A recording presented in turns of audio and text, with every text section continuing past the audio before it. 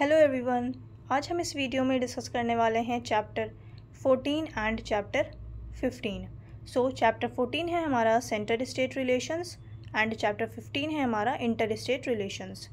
ये जो चैप्टर है हमारा ये इंडियन पॉलिटी बाय लक्ष्मीकांत, ये हमारी लक्ष्मीकांत की पूरी सीरीज़ चल रही है एमसीक्यू की। बाकी चैप्टर्स जो हैं ऑलरेडी हम लोग डिस्कस कर चुके हैं। 13th चैप्टर तक फेडरल सिस्टम तक हम लोगों ने एमसीक्यू डिस्कस कर लिए हैं। यहाँ हम डिस्कस करेंगे इस वीडियो में 14 एंड 15 चैप्टर के एमसीक्यू। जो लोग चैनल पर नए हैं वो चैनल को सब्सक्राइब कर लें, वीडियो अच्छी लगे तो वीडियो को लाइक कर दें और अपने दोस्तों के साथ भी शेयर करें। यहाँ पे बेसिकली हम लोग सिर्फ और सिर्फ प्रैक्टिस करते हैं क्वेश्चंस जो कि पीसीएस वगैरह में पूछे जाते हैं। इंपॉर्टेंट फैक्ट बेस्ड क्वेश्चंस हो गए, स्टेटमेंट बेस्ड क्वेश्चंस हो गए, तो हम इस तरीके से फ्रेम करते हैं क्वेश्चंस को ताकि आपकी अच्छे से अच्छे प्रैक्टिस हो सके। यहाँ पे आज हमारा फर्स्ट क्वेश्चन है, कंसीडर द फॉलोइंग स्टेटमेंट्स। यहाँ पे हमने करेक्ट स्टेटमेंट बतानी है। स्टेटमेंट 1 है, यहाँ पे हमने करेक्ट बतानी है। The states have exclusive powers to make laws on the subject enumerated in the state list. यहाँ पे स्टेटमेंट 1 हमारी बिल्कुल करेक्ट स्टेटमेंट है। जो भी स्टेट लिस्ट के अंदर सब्जेक्ट्स हैं उसके ऊपर लॉज बनाने की जो पावर है वो किसके पास है, वो है सेंट्रल गवर्नमेंट के पास, वो है स्टेट गवर्नमेंट के पास। जो स्टेट लिस्ट है इसके ऊपर कौन लॉज बनाएगा, इसके ऊपर जो लॉज बनाएगी इसके ये पावर होती है स्टेट गवर्नमेंट के पास। वहीं यूनियन लिस्ट जो होती है, यूनियन लिस्ट में जितने भी सब्जेक्ट्स हैं उसके ऊपर लॉ कौन बनाता है, पार्लियामेंट यानी कि सेंट्रल गवर्नमेंट। ये जो है स्टेटमेंट 1 हमारी बिल्कुल करेक्ट हो जाती है। देन सेकेंड स्टेटमेंट है हमारी, in the national interest parliament can legislate on a matter in the state list if the Rajya Sabha passes a resolution of that to that effect. यहाँ पे सेकेंड स्टेटमेंट भी हमारी बिल्कुल करेक्ट है। ये हमने पहले भी बहुत बार डिस्कस किया है। यहाँ पे जो है जो पार्लियामेंट लॉज बनाती है स्टेट लिस्ट के ऊपर, ये एक तो जब राज्यसभा रेजोल्यूशन पास करती है अंडर आर्टिकल 249, 2/3 मेजॉरिटी से ये रेजोल्यूशन पास होता है अंडर आर्टिकल 249, तब सेंट्रल गवर्नमेंट के पास पावर होती है कि वो स्टेट लिस्ट में से जो भी सब्जेक्ट के ऊपर लॉ बनाना है वो बना सकती है। नेशनल इमरजेंसी के टाइम पे भी बना सकती है। काफ़ी सारे प्रोविजंस हैं। और या फिर आर्टिकल 350 के तहत अगर स्टेट्स जब रिक्वेस्ट करती हैं सेंट्रल गवर्नमेंट से कि हमारे लिए लॉ बना दिया जाए, तब स्टेट लिस्ट के ऊपर लॉ बना सकती है पार्लियामेंट। ये सारी चीज़ें हम लोग डिटेल में डिस्कस कर चुके हैं प्रीवियस वीडियो में। जो लोग चैनल पे नए हैं वो लोग जा करके वीडियो देख सकते हैं, प्रैक्टिस कर सकते हैं क्वेश्चंस की। यहाँ पे जो दोनों ही स्टेटमेंट हमारी बिल्कुल करेक्ट है। हमारा राइट आंसर हो जाएगा बोथ 1 एंड 2। ऑप्शन सी जो हो जाएगा बोथ 1 एंड 2, ये हमारा बिल्कुल करेक्ट आंसर होगा। नेक्स्ट क्वेश्चन है हमारा, under which article can the president assign functions of the union government to state governments. किस आर्टिकल के अंदर जो प्रेसिडेंट असाइन करते हैं यूनियन गवर्नमेंट के फंक्शंस स्टेट गवर्नमेंट्स को। ये आर्टिकल कौन सा आर्टिकल बहुत इंपॉर्टेंट है, आर्टिकल आपको याद होना चाहिए। ऐसे फैक्ट बेस्ड क्वेश्चन जो हैं स्पेशली पीसीएस में बहुत ज़्यादा पूछे जाते हैं। ये आर्टिकल होता है हमारा article 258। Article 258 is the right answer. The next question is, Which of the following is not a legislative relation between center and states? इनमें से कौन सा legislative relation नहीं है state and center के बीच में? is not a legislative relation. जो article है, आर्टिकल्स आपको पता होना चाहिए कि कौन से आर्टिकल से लेके कौन से आर्टिकल तक लेजिस्लेटिव रिलेशन है, एडमिनिस्ट्रेटिव रिलेशन है बिटवीन स्टेट एंड सेंटर। यहाँ पे पूछ रहे हैं कि कौन सा लेजिस्लेटिव रिलेशन नहीं है, आर्टिकल्स दिए हैं। आर्टिकल कौन सा होगा हमारे यहाँ पे? जो राइट आंसर हो जाएगा वो हो जाएगा हमारा आर्टिकल 262। ऑप्शन सी जो होगा यहाँ पे राइट आंसर होगा आर्टिकल 262। एंड आर्टिकल 262 की अगर हम बात करें तो ये बेसिकली आता है एडमिनिस्ट्रेटिव रिलेशन में।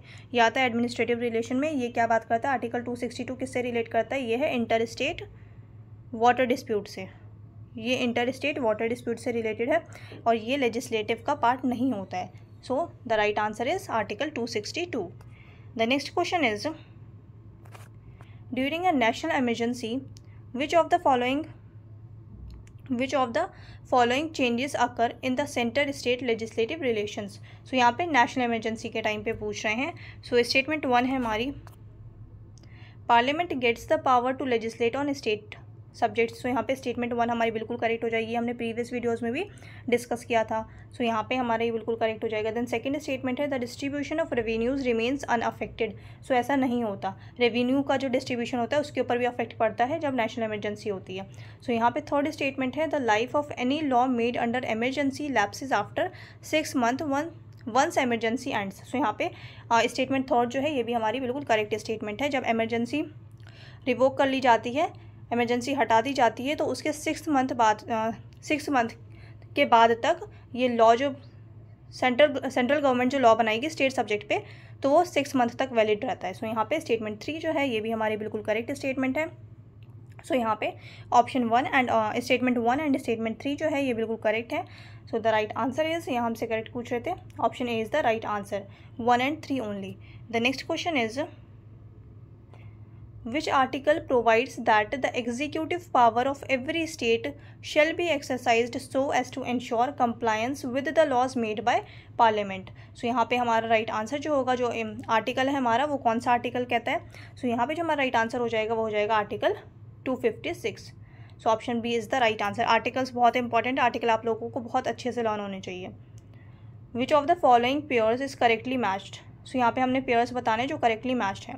सो यहाँ पे आर्टिकल 257। सो आर्टिकल 257 की अगर हम बात करें तो आर्टिकल 257 के directions to states for constructions of communication. So यहाँ पे स्टेटमेंट 1 जो है ये हमारा बिल्कुल करेक्ट स्टेटमेंट है। आर्टिकल 257 ये बिल्कुल करेक्ट है। Then article 258 state governments to carry out union functions. तो ये हमने अभी ऊपर भी डिस्कस किया ये क्वेश्चन, सो ये भी हमारा बिल्कुल करेक्ट है एंड फर्स्ट भी बिल्कुल करेक्ट है।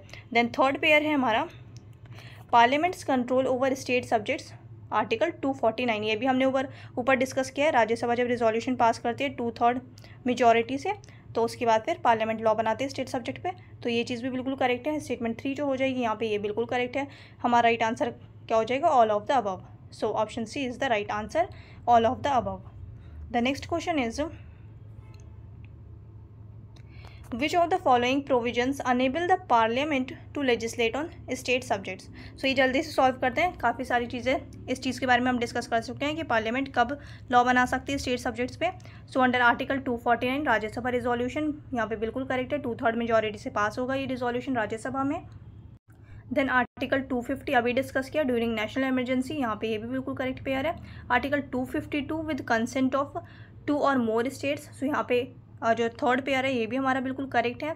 Article 253 to implement international agreements. So ये भी बिल्कुल करेक्ट है। सो आर्टिकल्स बहुत ज़्यादा इंपॉर्टेंट है, आपको पता होना चाहिए। आर्टिकल 253 किसके लिए? इंप्लीमेंट करने के लिए। अगर इंटरनेशनल एग्रीमेंट से इंप्लीमेंट करना है स्टेट्स में तो ये आता है आर्टिकल 253 के तहत। वहीं आर्टिकल 252 विद कंसेंट ऑफ 2 और मोर स्टेट्स, वही जब स्टेट्स रिक्वेस्ट करते हैं। एक चीज़ यहाँ पे क्लियर कर देती हूँ, ऊपर शायद मैंने गलत आर्टिकल बता दिया था आप लोगों को, आर्टिकल 250 बता दिया था मैंने, तो उसका आर्टिकल 252 होगा। सो ये चीज़ आप लोग करेक्ट कर लीजिएगा। देन यहाँ पे आर्टिकल 250 जो होता है वो नेशनल इमरजेंसी के लिए होता है। जब नेशनल इमरजेंसी होती है कंट्री में तो उस वक्त जब पार्लियामेंट लॉ बनाएगी स्टेट सब्जेक्ट पे तो वो आता है आर्टिकल 250 के अंदर। So article 249 Rajya Sabha resolution. सो यहाँ पे चारों ही पेयर जो है हमारे बिल्कुल करेक्ट है। हमारा राइट आंसर हो जाएगा all of the above. So option C is the right answer, all of the above. The next question is the power to legislate on matters not enumerated in any list, यानी कि residuary powers. Residuary powers से हमने कल discuss किया था। ये कौन सा आर्टिकल है हमारा? आर्टिकल 248। सो रेजिडुअरी पावर्स कहाँ आता है? ये आता है आर्टिकल 248 में। सो बिलोंग्स टू, ये बेसिकली ये हमने पूरा कल ही डिस्कस किया था। किसके पास पावर होती है रेजिडुअरी पावर्स? ये होती है पार्लियामेंट के पास। और ये हमने कौन से कॉन्स्टिट्यूशन से बोरो किया है कि रेजिडुअरी पावर्स जो होगी वो पार्लियामेंट के पास होगी? ये हमने लिया है कैनेडियन कॉन्स्टिट्यूशन से। और रेजिडुअरी पावर्स का आर्टिकल हमने अभी डिस्कस कर लिया, आर्टिकल 248। तो ये कुछ इंपॉर्टेंट फैक्ट्स हैं जो आपको पता होना चाहिए। अच्छे सोर्सेज इंपॉर्टेंट हो जाते हैं। ये हमने कहाँ से लिया, बोरो किया है कि रेजिडुअरी पावर्स हमारी पार्लियामेंट के पास होगी? ये हमने बोरो किया है कैनेडियन कॉन्स्टिट्यूशन से। वही कितनी बार कंपैरिजन में आ जाता है स्टेटमेंट कि यूएस में क्या है और इंडिया में क्या है। सो यूएस की अगर हम बात करते हैं तो यूएस में रेजिडुअरी पावर्स जो होती है वो किसके पास होती है? वो होती है स्टेट्स के पास। सो यूएसए में रेजिडुअरी पावर्स होती है स्टेट्स के पास। वहीं कनाडा में और इंडिया में जो रेजिडुअरी पावर्स है वो होती है हमारी पार्लियामेंट के पास। सो ऑप्शन सी जो हो जाएगा यहाँ पे राइट आंसर हो जाएगा। The next question is which constitutional body examines centre state relations. So centre state relations को एग्जामिन कौन सी कॉन्स्टिट्यूशनल बॉडी करती है, या कॉन्स्टिट्यूशनल बॉडी पूछा गया है। सो आपको ध्यान में रखना है। तो जोनल काउंसिल बिल्कुल भी नहीं होगा, ये स्टैट्यूटरी बॉडी है। नीति आयोग ये ना तो कॉन्स्टिट्यूशनल बॉडी है, ना ही ये स्टैट्यूटरी बॉडी है, सो ये भी नहीं होगा। Inter state council and finance commission, so finance commission ये सेंटर स्टेट रिलेशन के लिए नहीं होता है, सो ये भी नहीं होगा। हमारा जो राइट आंसर हो जाएगा वो हो जाएगा option B, inter state council. और इंटर स्टेट काउंसिल का जो है वो आर्टिकल बहुत इंपॉर्टेंट हो जाता है। ये आर्टिकल क्या है, article 263, article 263। And inter state council को कॉन्स्टिट्यूट कौन करता है, तो इंटर स्टेट काउंसिल को जो कॉन्स्टिट्यूट करते हैं वो करते हैं प्रेसिडेंट कॉन्स्टिट्यूट करते हैं inter state council under article 263 constituted by president.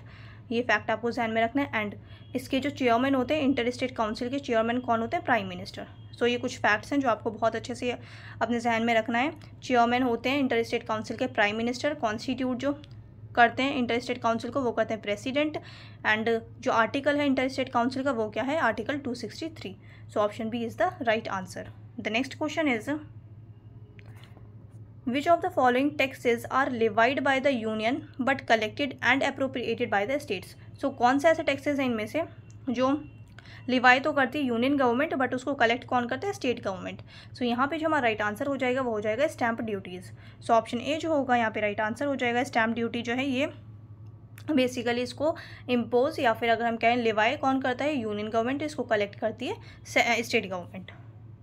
Next question is under article 262 disputes relating to water of interstate rivers can be adjudicated bye.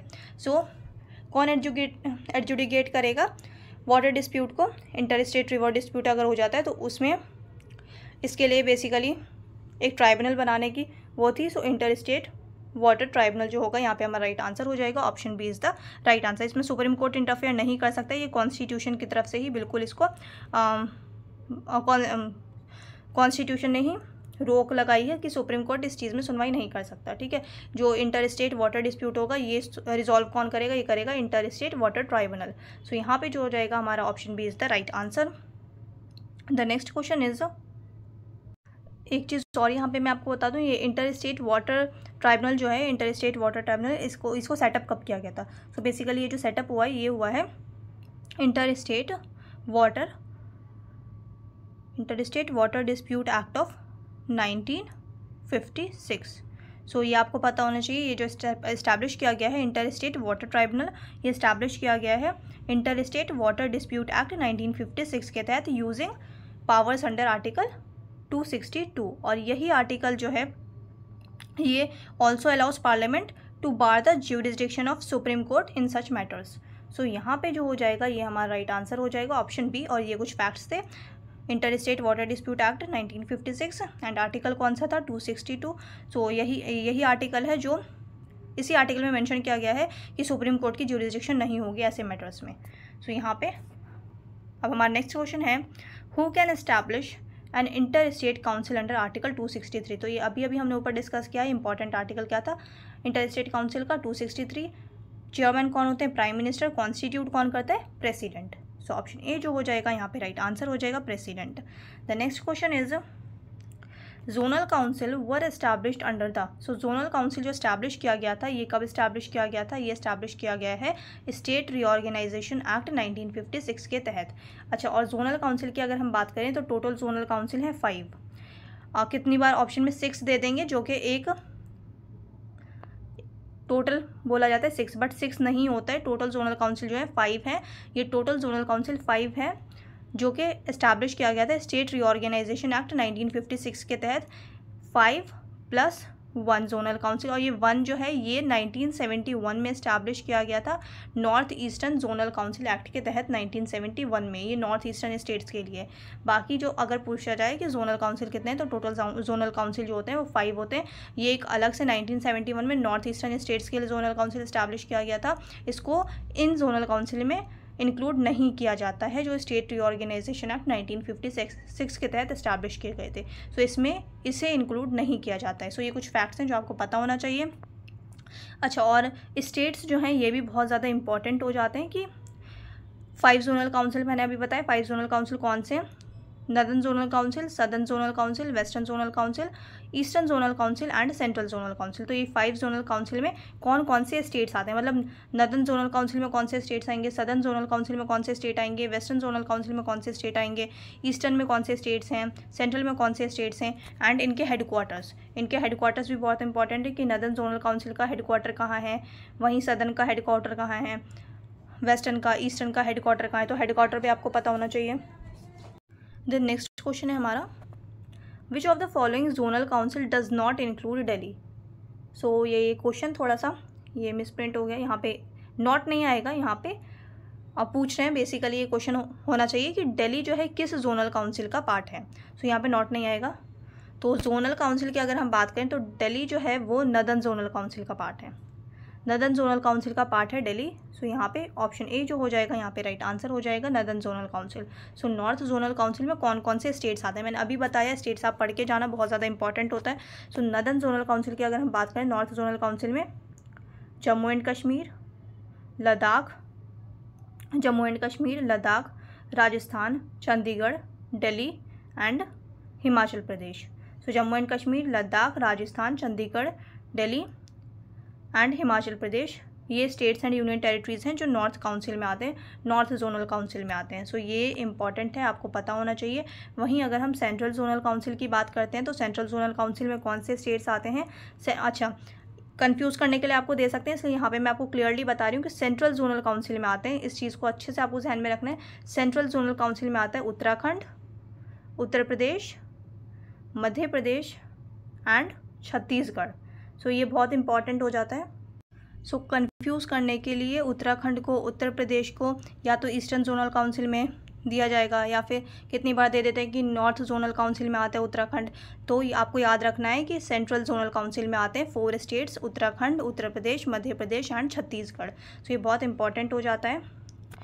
और अगर हम नेक्स्ट की बात करते हैं ईस्टर्न जोनल काउंसिल, सो ईस्टर्न जोनल काउंसिल में आते हैं वेस्ट बंगाल, बिहार, उड़ीसा।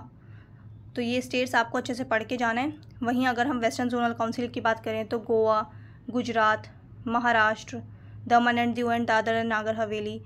सो ये स्टेट्स एंड यूनियन टेरिटरीज आपको बहुत अच्छे से पता होने चाहिए। एंड अगर हम बात करते हैं जोनल काउंसिल को हेड कौन करता है, सो इसके जो चेयरमैन होते हैं वो होते हैं होम मिनिस्टर।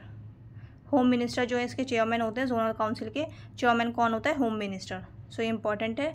और जितने भी स्टेट्स हैं उनके चीफ मिनिस्टर्स एंड जितने भी यूनियन टेरिटरीज हैं उनके लेफ्टिनेंट गवर्नर, एडमिनिस्ट्रेटर्स जो होंगे वो सब पार्ट होते हैं जोनल काउंसिल का। सो जो chief minister, lieutenant governor, administrators जो होते हैं ये रोटेशन वाइज जो हैं ये वाइस चेयरमैन बनते हैं। और चेयरमैन कौन होता है, चेयरमैन जो होते हैं जोनल काउंसिल के वो होते हैं होम मिनिस्टर। सो ये कुछ फैक्ट्स हैं जो आपको पता होना चाहिए। नेक्स्ट है match the following zonal councils and their headquarters. So अभी मैंने आपको ऊपर बताया था कि हेडक्वार्टर्स जो है वो बहुत ज़्यादा इंपॉर्टेंट है। सो यहीं अगर हम बात करें north zone, so north zone का जो हेडक्वार्टर होता है वो होता है चंडीगढ़ में। सो यहाँ पे पेयर 1 बिल्कुल करेक्ट है। देन साउथ जोन का अगर हम बात करें तो साउथ जोनल काउंसिल का जो हेडक्वार्टर है वो है चेन्नई, सेकेंड पेयर भी बिल्कुल करेक्ट है। वेस्ट जोनल काउंसिल का जो हेडक्वार्टर है वो है मुंबई। सो यहाँ पे थर्ड जो है पेयर ये भी हमारा बिल्कुल करेक्ट पेयर है। सो यहाँ पे जो हमारा राइट आंसर हो जाएगा, यहाँ पे पूछ रहे हैं करेक्टली मैच, सो तीनों ही करेक्टली मैच कर रहे हैं। सो ऑप्शन सी जो होगा यहाँ पे राइट आंसर हो जाएगा, all of the above. The next question is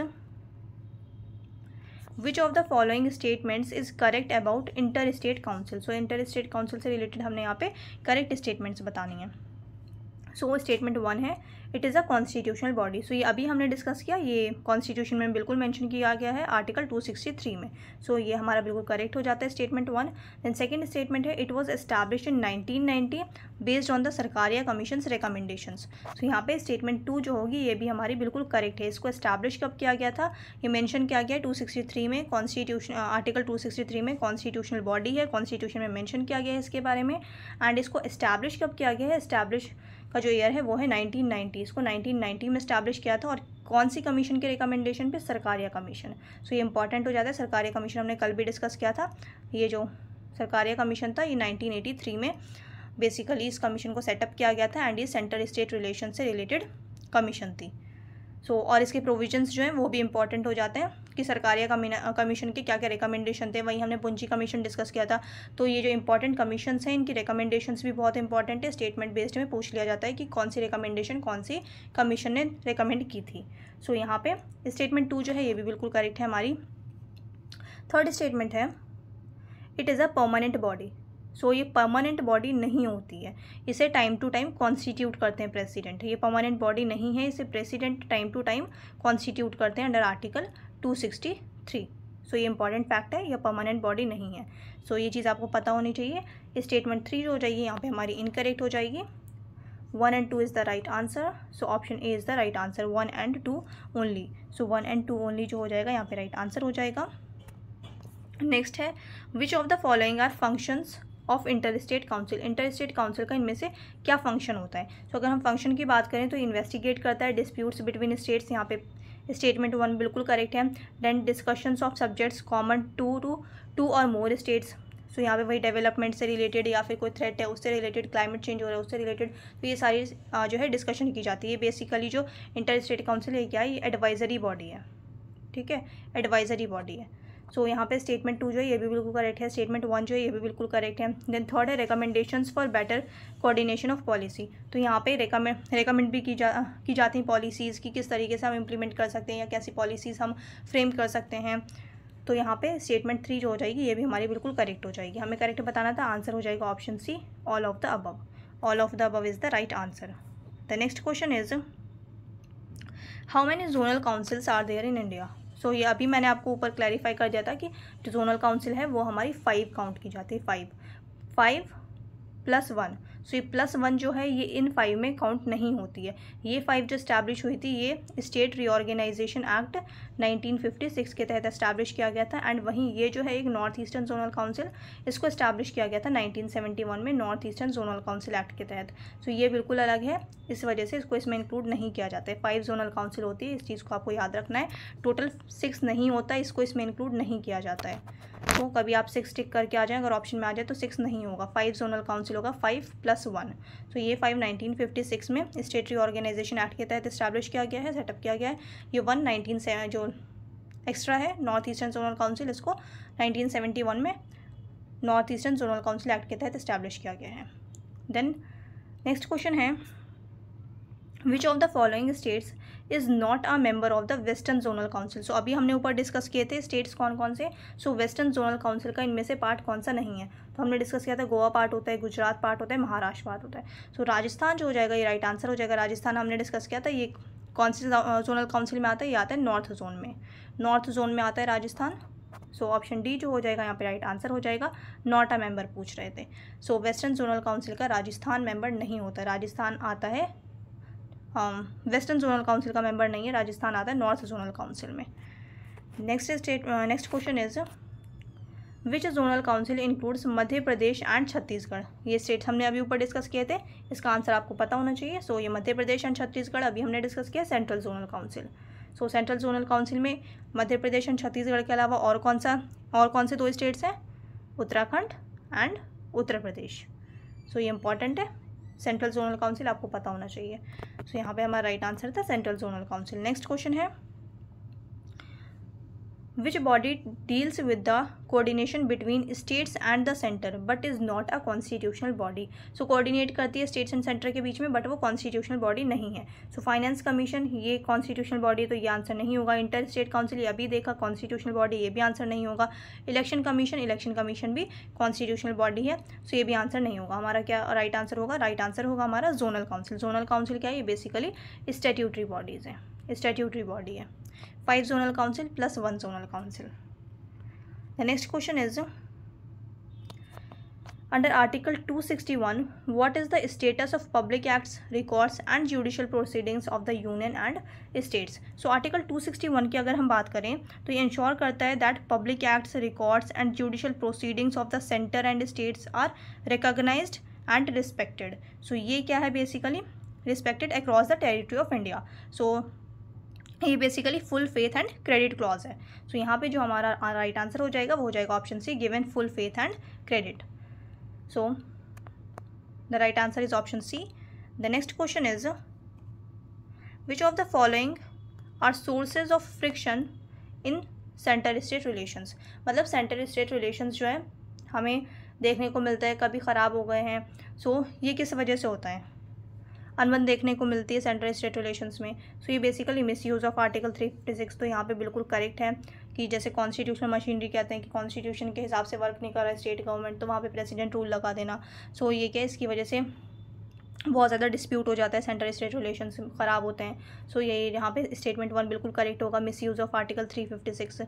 then second है डिस्पैरिटी इन फाइनेंशियल रिसोर्सेज, ये भी बिल्कुल करेक्ट है। Then deployment of central forces without state consent, central forces जो है उनको डिप्लॉय कर दिया जाता है स्टेट्स में और विदाउट स्टेट कंसेंट। सो यहाँ पे जो है थॉट जो होगा ये भी बिल्कुल करेक्ट है। सो यहाँ पे friction in central state relations पूछे थे, तो ये रीजंस जो हैं तीनों ये बिल्कुल करेक्ट रीजंस है, बिल्कुल राइट रीजंस हैं। सो यहाँ पे 1, 2 एंड 3 जो होगा हमारा राइट आंसर हो जाएगा। So all of the above is the right answer, option C. The next question is, which of the following was not a recommendation of the Sarkaria commission. So मैंने आपको ऊपर ही बताया था कि रिकमेंडेशंस बहुत इंपॉर्टेंट है। आपको सरकारिया कमीशन हो गई, चाहे वो राजा मन्नार कमीशन है, चाहे वो पुंची कमीशन है, तो ये जो कमीशन है इनकी रिकमेंडेशंस आपको ज़रूर पढ़ के जानी है।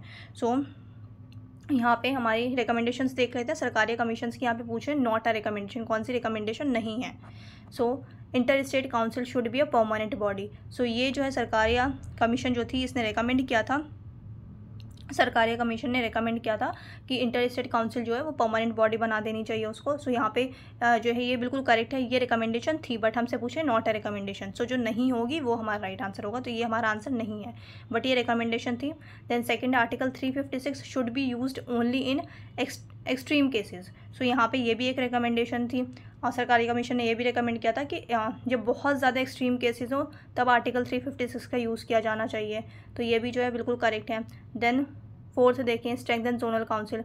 सो ये जो सरकारी कमीशन थी इसने रिकमेंड किया था कि जोनल काउंसिल जो है उसको पावर्स देनी चाहिए, उसे और उसकी स्ट्रेंथ जो है वो बढ़ानी चाहिए, तो यहाँ पे डी जो होगा ये भी राइट होगा। हमसे पूछे थे not a recommendation. So abolish all India services, हमारा राइट आंसर हो जाएगा ऑप्शन सी। सो किसी भी कमीशन ने, सरकारी कमीशन ने ये रिकमेंडेशन नहीं दी थी कि ऑल इंडिया सर्विसेज को एबॉलिश कर दिया जाए। सो यहाँ पे ऑप्शन सी जो हो जाएगा ये हमारा राइट आंसर हो जाएगा, बिकॉज हमसे पूछ रहे थे not a recommendation. So option C is the right answer. The next question है हमारे यहाँ पे, which one of the following subjects is listed under the union list but can affect state relations. So यहाँ पे union list के under आता है but वो स्टेट के रिलेशंस को अफेक्ट करता है। सो यहाँ पे हमारा राइट आंसर क्या हो जाएगा, राइट आंसर हो जाएगा हमारा inter state trade and commerce. So inter state trade and commerce की अगर हम बात करें तो ये हमारा आता है एंट्री 42 में, entry 42 of the union list, entry 42 of the union list. But ये हमेशा अक्सर जो ऐसा देखा जाता है कि अफेक्ट करता है federal balance between state and centre. So the right answer is option B, inter state. जो राइट आंसर था हमारा वो था inter state trade and commerce. So I hope आप लोगों ने अच्छे से प्रैक्टिस की होगी। आप लोगों को कुछ पूछना है तो आप लोग कमेंट सेक्शन में पूछ सकते हैं। चैनल पे आप लोग नए हैं तो चैनल को सब्सक्राइब कर लें, वीडियो अच्छी लगे तो वीडियो को लाइक कर दें। अब मिलते हैं नेक्स्ट सेशन में।